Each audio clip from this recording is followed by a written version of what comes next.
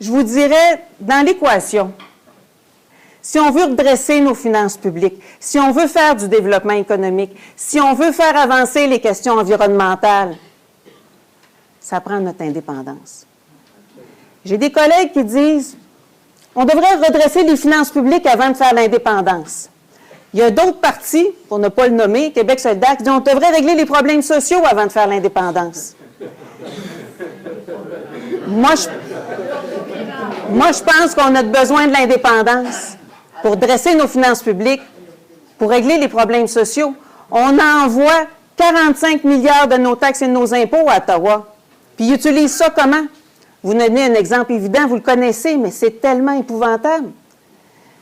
Ottawa a pris la décision d'investir 33 milliards, c'est beaucoup d'argent, cela là, 33 milliards pour la construction de navires de guerre. Bien, si le Québec était un pays, on pourrait décider de faire des navires de paix. Et dans 33 milliards, là, ils en ont mis à Halifax, ils en ont mis à Vancouver. Combien ici pour le chantier maritime de Lévis? Zéro. Pas un peu, là. Zéro. Rien, pantoute. Le minimum qu'on devrait avoir, là, en fonction de notre contribution, c'est 6 milliards. Imaginez 6 milliards au chantier maritime de Lévis, le nombre d'emplois que ça crée, puis avec la pérennité.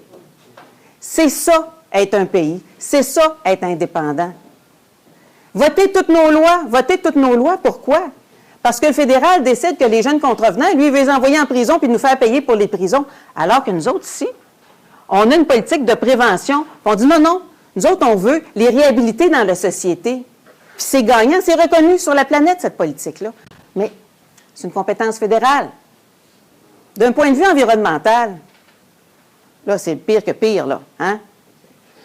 Il va y avoir le Forum sur les changements climatiques pour un accord post-Kyoto à Paris à la fin novembre, début décembre 2015. C'est qui va aller représenter le Québec? C'est Canada. Peu importe qui va être élu, là, c'est Canada.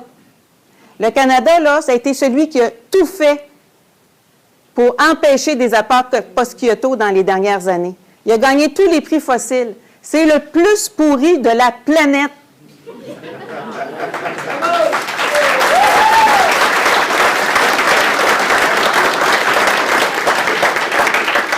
Puis le plus pourri de la planète va aller nous représenter nous, alors qu'au Québec, on a 99 % d'énergie renouvelable, d'énergie verte, alors qu'au Québec, on a des expertises en électrification des transports. Puis c'est ça que nous, on veut faire valoir. Puis nous, on en veut un accord post-Kyoto parce qu'on pense que c'est important, pas tant pour le développement économique que pour l'environnement. Mais ce discours-là, il ne se tiendra pas. Signer les accords internationaux, on n'a pas voix dans les forums internationaux. C'est le Canada qui négocie à notre place. Puis dans l'accord Canada-Europe, il a décidé de protéger le bœuf de l'Ouest plutôt que les fromages du Québec. Bien, si on était un pays, là, on protégerait nos fromages. C'est ça la grande différence. Et la bonne nouvelle, là, c'est qu'on est capable. On est capable, on serait le Québec pays, serait le 194e pays à l'ONU. Il y en a eu d'autres qui l'ont fait avant nous, ils n'ont pas changé d'idée. Hein?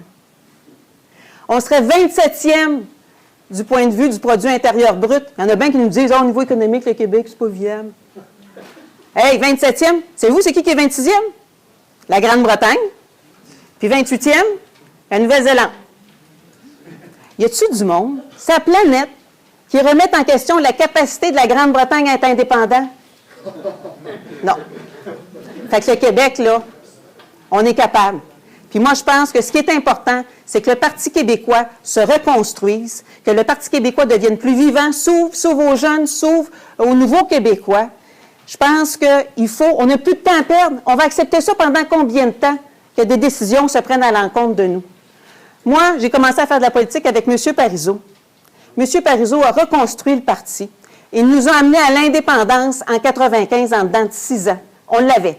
On se l'est fait voler.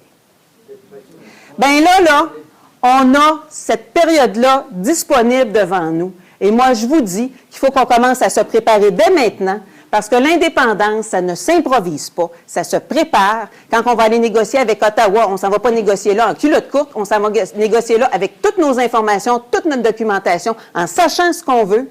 et on se prépare dès maintenant et on est capable d'avoir notre pays dans le premier mandat. Merci.